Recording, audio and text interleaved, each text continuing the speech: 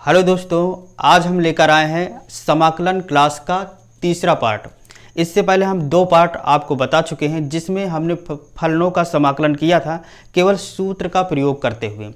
आज तीसरे पार्ट में हम एक नए समाकलन की बात करेंगे जिसे कहते हैं प्रतिस्थापन द्वारा समाकलन, अर्थात फलन का समाकलन अब हम इस विधि से करेंगे प्रतिस्थापन द्वारा, जिसे इंग्लिश में कहते हैं इंटीग्रेशन बाय सब्स्टिट्यूशन। इसकी आवश्यकता क्यों पड़ी? हम डायरेक्ट सूत्र से कर लेते, लेकिन कुछ ऐसे फलन होते हैं जिन्हें डायरेक्ट सूत्र से नहीं कर सकते हैं, क्योंकि कुछ बेसिक सूत्र ही हमको पता है, सीमित सूत्र पता है। तो कुछ नए फलन ऐसे आते हैं जिन्हें हम प्रतिस्थापित करेंगे, प्रतिस्थापित करते हुए उनको मूल सूत्र में ले आएंगे, तब फिर उसका हम समाकलन करेंगे। प्रतिस्थापन का मतलब होता है एक चर को किसी दूसरे चर राशियों से प्रतिस्थापित कर देना। इसमें तीन प्रकार हमको देखने को मिलेंगे। पहला एक है सरल प्रतिस्थापन, सिंपल सब्स्टिट्यूशन, जिसमें हमको इस तरीके के फलन देखने को मिलेंगे। अब हम चूँकि x टू पावर n का समाकलन तो हमने पढ़ा है, लेकिन ax प्लस b के होल पावर n इसका समाकलन नहीं पढ़ा। तो हम क्या करेंगे, इसको पहले सब्स्टिट्यूट करके प्रतिस्थापित करके इस फॉर्म में ले आएंगे, तब इसका समाकलन करेंगे। तो इसमें हम क्या करते हैं, ax प्लस b जो चर है इसको हम किसी दूसरे चर जैसे t या m से रिप्लेस कर देते हैं, अर्थात ax प्लस b को हम क्या मान लेते हैं, t। और फिर इसके दोनों साइड में जब हम डिफ्रेंशिएट करेंगे तो a dx और b का अवकलन क्या हो जाएगा, 0 बराबर हो जाएगा dt। तो यहाँ से हमको मिलेगा a dx इक्वल dt, और dx इक्वल होगा ये a बटे में आ जाएगा, तो ये हो जाएगा 1/a और dt। इसको यहाँ पर हम पुट कर देंगे तो ये हो जाएगा, इसकी जगह हमने क्या माना है, t, तो t टू पावर n और dx के प्लेस पे क्या आ रहा है, 1/a dt। तो 1/a को हम बाहर ले लेंगे और ये हो जाएगा dt। तो ये वाला फलन इस रूप में बन गया और ये बिल्कुल इस सूत्र में मैच कर रहा है। अब हम इसका समाकलन इस फार्मूले से कर लेंगे। तो ये है प्रतिस्थापन विधि, अर्थात एक चर राशि को किसी दूसरे चर राशि से प्रतिस्थापित कर देते हैं, फिर मूल सूत्र में लाते हुए उसका समाकलन हम कर लेते हैं।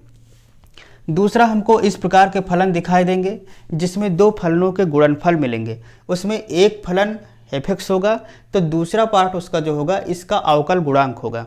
तो जो अवकल गुणांक है उसको छोड़ करके इस फलन को हम t मान लेते हैं, अर्थात f(x) को अगर हम t मान लेंगे और जब इसका हम अवकलन करेंगे दोनों साइड में f' dx मान लेते हैं। f(x) का अवकलन क्या आ रहा है, f' आ रहा है, तो f' dx बराबर क्या हो जाएगा, dt।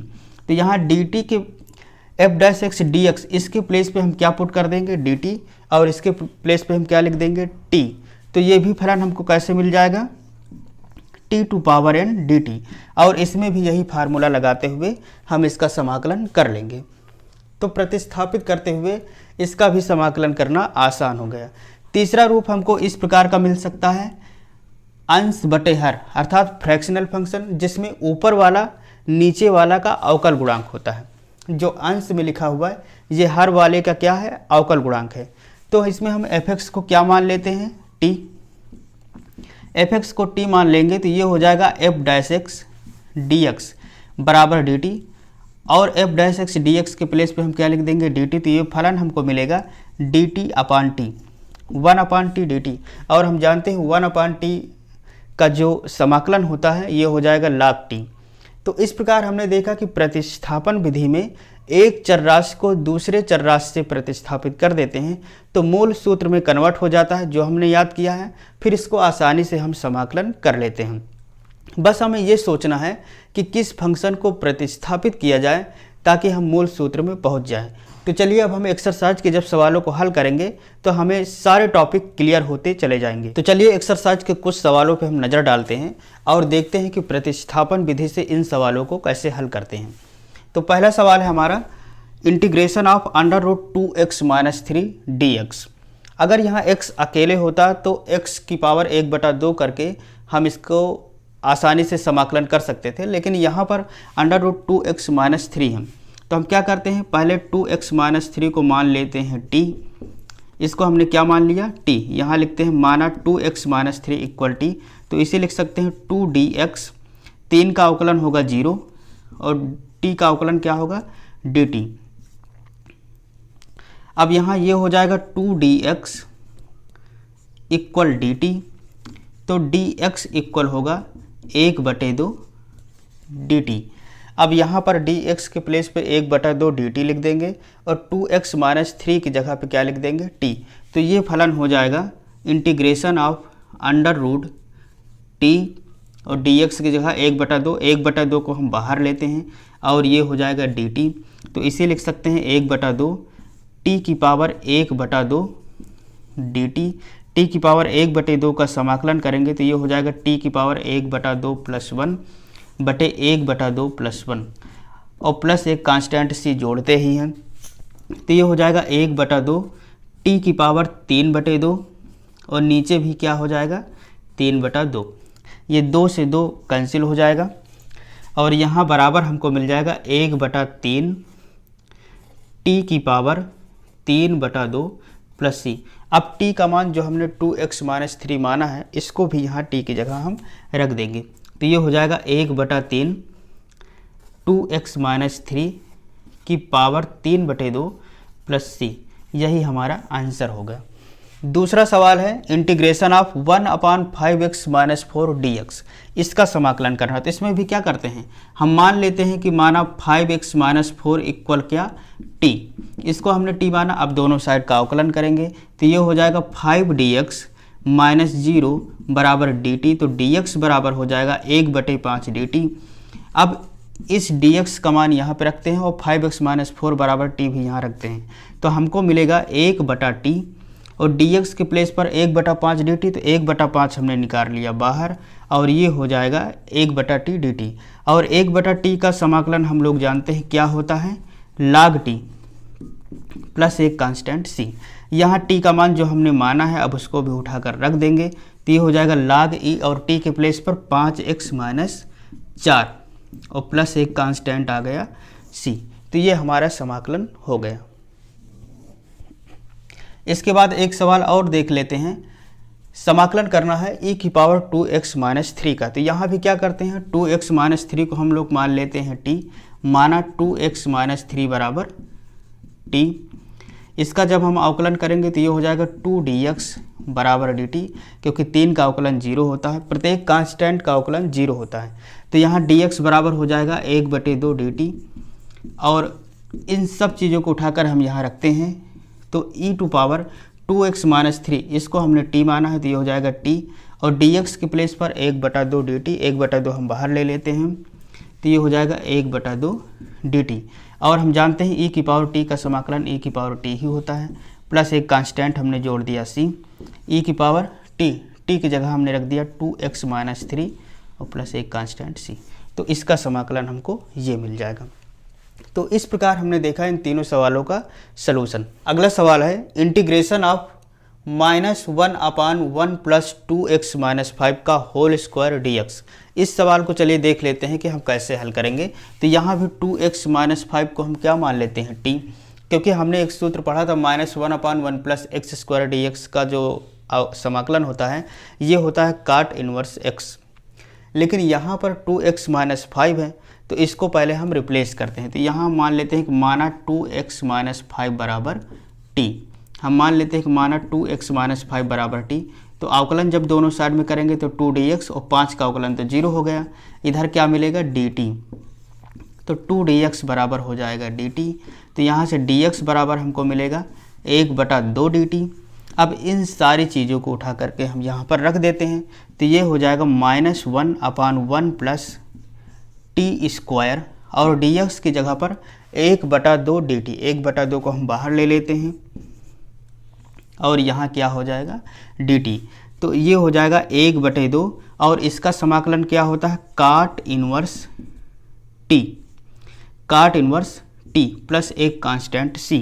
तो यहाँ पर काट इनवर्स और t का मान भी हमें रखना पड़ेगा, क्योंकि अगर t बराबर हमने ये माना है तो ये मान तो रखना ही पड़ेगा। यहाँ पर रख देंगे हम 2x माइनस 5 और प्लस एक कांस्टेंट हमने जोड़ दिया, तो इसका समाकलन ये हमें मिल जाएगा। इस प्रकार एक रिजल्ट हम इसमें और अगर ध्यान से देखें तो हमें ये मिलता है कि x का जो गुणांक है ये समाकलन में बटे में आ जाता है। हर जगह हमने यही देखा है, लेकिन इसे हम डायरेक्ट नहीं करेंगे, इस तरीके से प्रतिस्थापित करके ही करेंगे। अगला सवाल है cos 3x plus pi by 3, इसका समाकलन हमको करना है। तो यहाँ 3x प्लस पाई बाई 3 को हम लोग पहले सब्सटीट्यूट करेंगे, इसे t मानेंगे। तो यहाँ हम लिखते हैं माना 3x plus pi by 3, 3x plus pi by 3 equal t। तो ये हो जाएगा 3dx, पाई बाई 3 कांस्टेंट है तो इसका अवकलन 0 हो गया, बराबर dt। तो dx इक्वल हो जाएगा 1/3 dt। अब ये सारा मैटर उठा के हम यहाँ पे रखेंगे। तो यहाँ पर हमको मिलेगा cos, इसकी जगह पे हमने क्या माना है t, और dx की जगह पे 1/3 dt। तो 1/3 हम बाहर लेते हैं और ये हो जाएगा dt। और हम जानते हैं कि cos t का समाकलन क्या होता है, sin t। तो ये हो जाएगा sin t अपान 3 और प्लस में कांस्टेंट जोड़ देंगे c। तो 1/3, अब t का मान जो हमने माना है उसे भी उठाकर यहाँ रखना पड़ेगा। तो ये हो जाएगा 3x प्लस पाई बाई 3 और प्लस एक कांस्टेंट जो c है ये अपनी जगह रहेगा। तो इसका समाकलन क्या हमको मिल गया ये। अब एक सवाल और है, हमें समाकलन करना है cos x डिग्री dx। तो हम जानते हैं कि यहाँ जो समाकलन करते हैं या अवकलन करते हैं तो त्रिकोणमिति फंक्शन जो भी होते हैं उसका जो एंगल होता है ये रेडियन में होता है, लेकिन यहाँ डिग्री में है। तो डिग्री को पहले हम किस में चेंज करेंगे, रेडियन में। और हमें अच्छी तरीके से पता है कि पाई रेडियन बराबर क्या होता है, 180 डिग्री, अर्थात 180 डिग्री बराबर होता है पाई रेडियन। तो 1 डिग्री बराबर हो जाएगा पाई बटा 180 रेडियन। तो x डिग्री बराबर क्या हो जाएगा, पाई बटा 180। इसको हम x से गुणा कर देंगे तो पाई x बटे 180 रेडियन। तो x डिग्री के प्लेस पर हम इसको रख सकते हैं। तो ये कन्वर्ट हो जाएगा, ये बराबर होगा cos x डिग्री के प्लेस पे इसको रखिए पाई x बटे 180 dx। यहाँ पाई x बटे 180 को हम लोग क्या मान लेंगे, t। तो इसको मान लेते हैं पाई x बटे 180 को बराबर t। तो x बराबर हो जाएगा 180 t बटे पाई, 180 t बटे पाई। तो dx बराबर हो जाएगा 180 बटे पाई इंटू dt। अब ये सारा मैटर उठा के हम यहाँ पे रखेंगे। तो यहाँ पर हमको मिलेगा cos पाई x बटे 180 को हमने t माना है और dx की जगह पर 180 बटे पाई dt। तो 180 बटे पाई को हम लोग बाहर निकाल लेते हैं और ये हो जाएगा dt। हम जानते हैं कि cos t का जो समाकलन होता है ये sin t होता है। तो ये हो जाएगा sin t और प्लस एक कांस्टेंट c। तो 180 बटे पाई sin t की जगह जो मान है वो हम रख देंगे। मान हमने माना पाई x अपान 180, या इसकी जगह पे x डिग्री भी लिख सकते हैं। तो ये हो जाएगा sine x degree plus c। तो ये इसका समाकलन हो जाएगा इस फंक्शन का। अगला प्रश्न है, समाकलन हमें करना है 1/1 प्लस 9x स्क्वायर का। तो यहाँ पर हम इसको लिख सकते हैं 1/1 प्लस 9x स्क्वायर को क्या लिख सकते हैं, 3x का होल स्क्वायर और dx। यहाँ 3x को हम लोग मान लेते हैं t। तो मान लेते हैं कि 3x बराबर क्या है, t। तो 3dx बराबर क्या हो जाएगा, dt। तो यहाँ dx बराबर हो जाएगा 1/3 dt। इसको उठा के हम यहाँ पर रखेंगे। तो ये हो जाएगा 1/1 प्लस टी स्क्वायर और dx के प्लेस पर 1/3 dt। तो 1/3 हम बाहर निकाल लेते हैं और ये हो जाएगा dt। तो 1/3 और इसका समाकलन क्या हो जाएगा, tan इनवर्स t प्लस एक कांस्टेंट जोड़ देते हैं c। तो यहाँ पर हम tan इनवर्स t की जगह पे रख देते हैं जो हमने माना है, ये हो जाएगा 3x प्लस एक कांस्टेंट c। तो ये इसका समाकलन हो जाएगा। अगला समाकलन हम देख लेते हैं, sec 2x plus 3 into tan 2x plus 3, इसका समाकलन करना है। तो इसमें हम क्या करते हैं, 2x प्लस 3 को क्या मान लें, t। तो यहाँ हम लिखते हैं माना 2x प्लस 3 इक्वल t। तो 2dx, 3 का अवकलन 0 होता ही है, बराबर हो जाएगा dt। तो dx बराबर हो जाएगा 1/2 dt। इसको उठा के हम यहाँ रख देते हैं। तो ये हो जाएगा sec t into tan t और dx की जगह पर 1/2 dt, तो 1/2 को हमने बाहर ले लिया और ये हो जाएगा। इसका समाकलन होता है sec t, क्योंकि हम जानते हैं sec x और tan x का जो समाकलन होता है वो क्या होता है sec x प्लस एक कांस्टेंट जोड़ देते हैं c, लेकिन t का मान हमको यहाँ पर रखना पड़ेगा। तो ये हो जाएगा t बराबर हमने माना है 2x + 3 और प्लस c। तो ये इसका सलूशन हो गया। अगला सवाल है integration of a cos ax + b dx। इसका समाकलन हमको करना है। तो यहाँ पर हम क्या करते हैं ax + b को t मान लेते हैं, ax + b = t। तो ये हो जाएगा a dx = dt। तो यहाँ हो जाएगा dx इक्वल बस a dx ही, क्योंकि यहाँ पर a इंटू में है तो a dx इक्वल हम क्या लिख लेते हैं dt।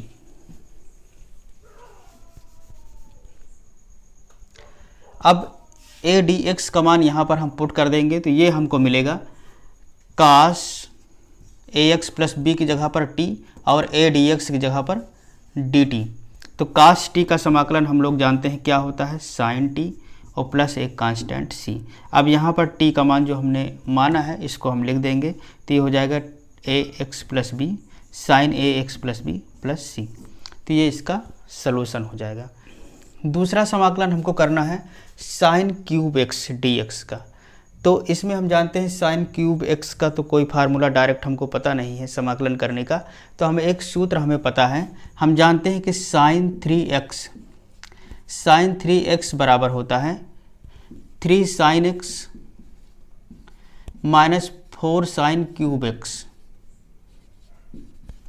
3 sin x - 4 sin³ x। यहाँ से हम sin³ x का मान निकालेंगे।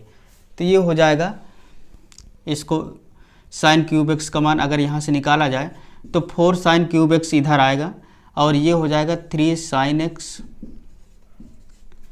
- sin 3x डिवाइडेड बाई 4।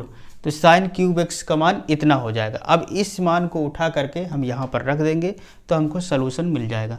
तो यहाँ से 1/4 हम बाहर ले लेते हैं, ये हो जाएगा 3 sin x - sin 3x और dx।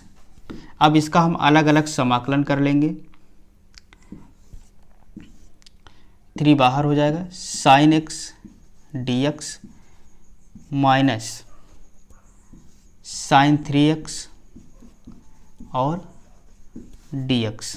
तो 1/4 sin x का जो समाकलन होगा ये हो जाएगा cos x और sin 3x का जो समाकलन हो जाएगा माइनस cos 3x/3।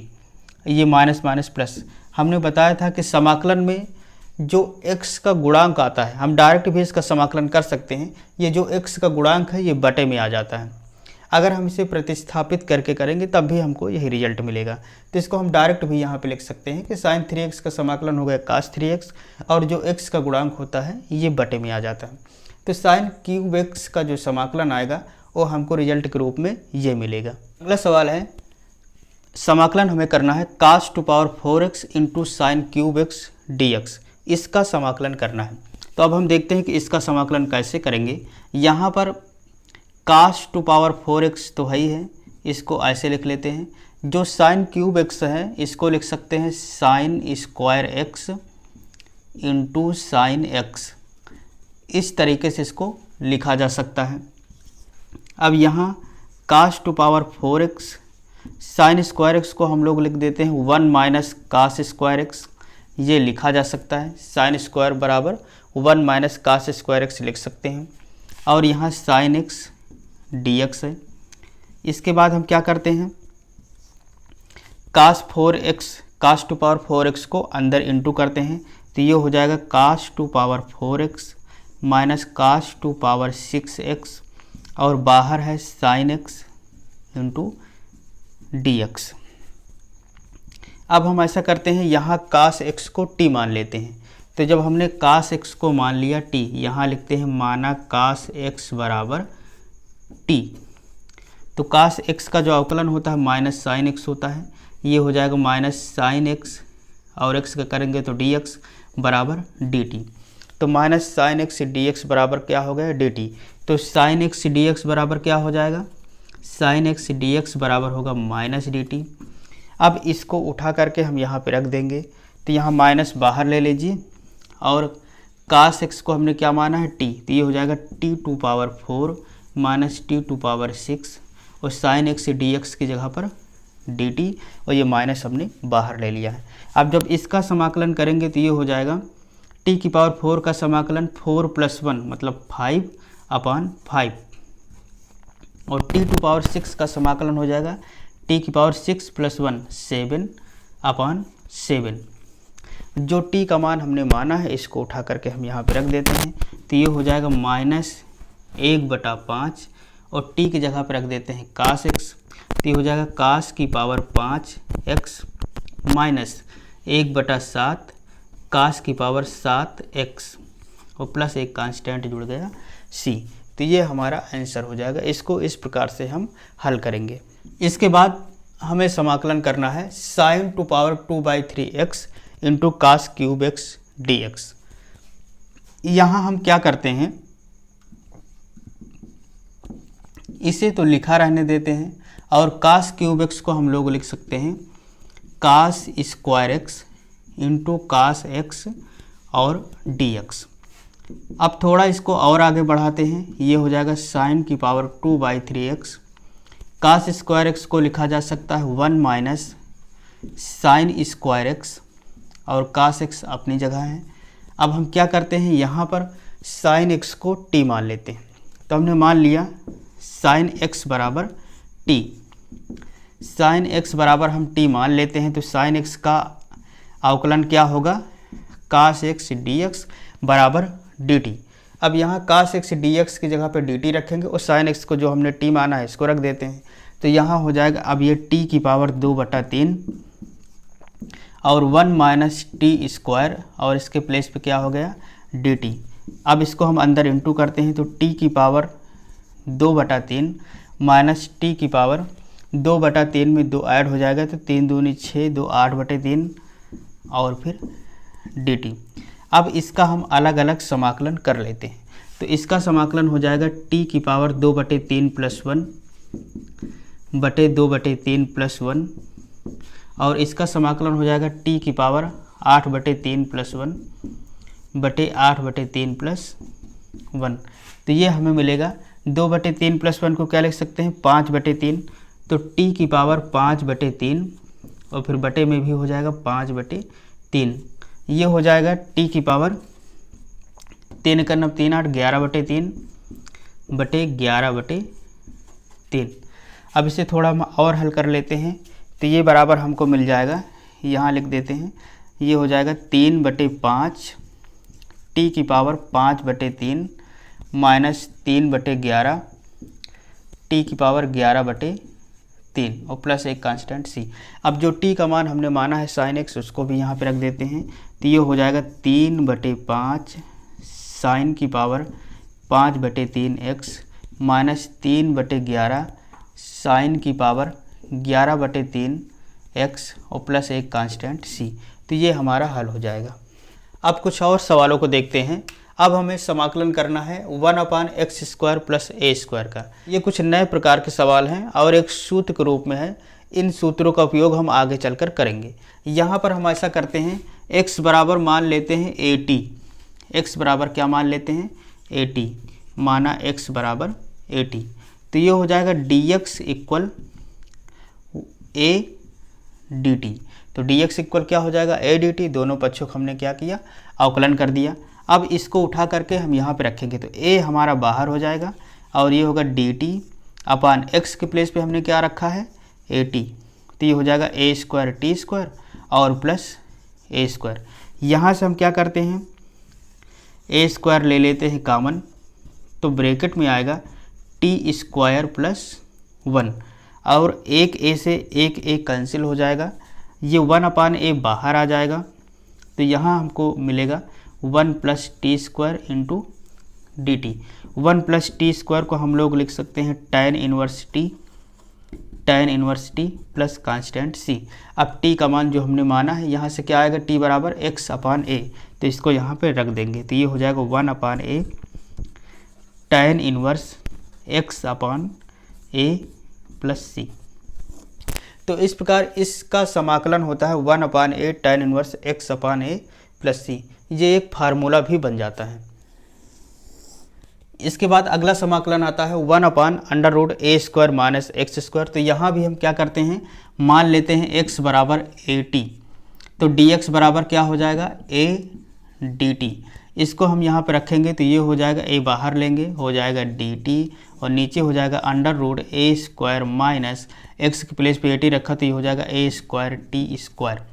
यहाँ से a² हम कॉमन लेते हैं, रूट के बाहर आएगा तो a बन जाएगा, तो ये बन जाएगा a/a dt √1 minus t², 1 minus t²। a से a कैंसिल हो गया और ये हमको मिलेगा साइन इनवर्स t। तो ये हो जाएगा साइन इनवर्स, और t का मान जो हमने माना है वो रख देंगे, तो ये हो जाएगा साइन इनवर्स x/a। तो इसका समाकलन हमको ये मिल जाएगा। अगला समाकलन है 1/x √x² माइनस a²। इसका समाकलन करना है। तो इसको समाकलन करने के लिए हम मान लेते हैं कि माना x बराबर a sec थीटा। हम मान लेते हैं x बराबर a sec थीटा। x बराबर at मानकर भी इसको हम हल कर सकते हैं, लेकिन यहाँ पर हम मानते हैं x बराबर a sec थीटा। तो dx बराबर क्या हो जाएगा, a sec theta into tan theta into D theta. क्योंकि सेक थीटा का जो अवकलन होता है ये होता है sec theta into tan theta, और फिर थीटा का अवकलन क्या हो जाएगा, डी थीटा। अब इसको उठा करके हम यहाँ पर रखेंगे तो ये dx की जगह हो जाएगा a sec theta into tan theta into D theta, बटे में हो जाएगा x के प्लेस पे कितना लिखेंगे, a sec theta √a² sec square theta minus a²। ये हो गया। अब यहाँ पर हम a² कॉमन लेंगे तो ये हो जाएगा a से a, इसको तो हम काट ही सकते हैं, तो ये ऊपर बचेगा सेक थीटा। यहाँ से सेक थीटा और सेक थीटा भी क्या होगा, ऊपर से कट जाएगा, तो बचेगा क्या, tan थीटा डी थीटा, और अपान में यहाँ a² कॉमन लेंगे तो बाहर निकल के आएगा, तो ये बन जाएगा 1/a, और ब्रैकेट के अंदर बचा सेक स्क्वायर थीटा माइनस 1, इतना बचा। ये बराबर हो जाएगा 1/a integration of tan theta D theta, और हम जानते हैं कि सेक स्क्वायर थीटा माइनस 1 क्या होता है, tan स्क्वायर थीटा। तो यहाँ जब हम लिखेंगे तो ये हो जाएगा tan स्क्वायर थीटा।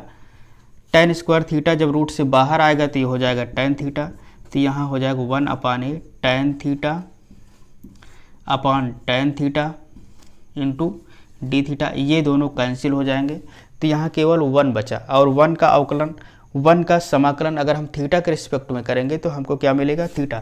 तो ये बराबर हो जाएगा 1/a, और 1 का इंटीग्रेशन कितना मिलेगा, थीटा।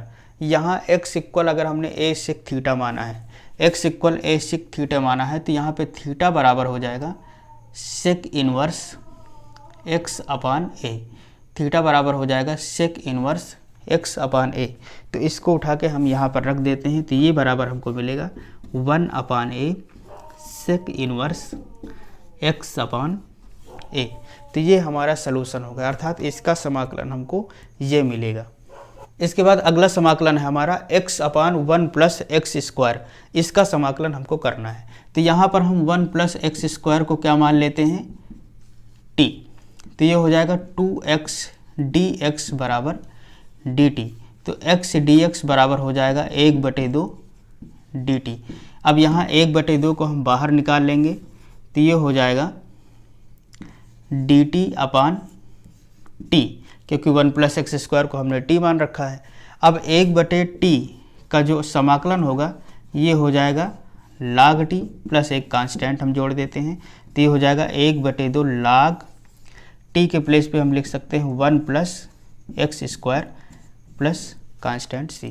तो इसका समाकलन ये आया। इस प्रकार प्रतिस्थापन द्वारा समाकलन का पहला एक्सरसाइज हमने समाप्त कर दिया है।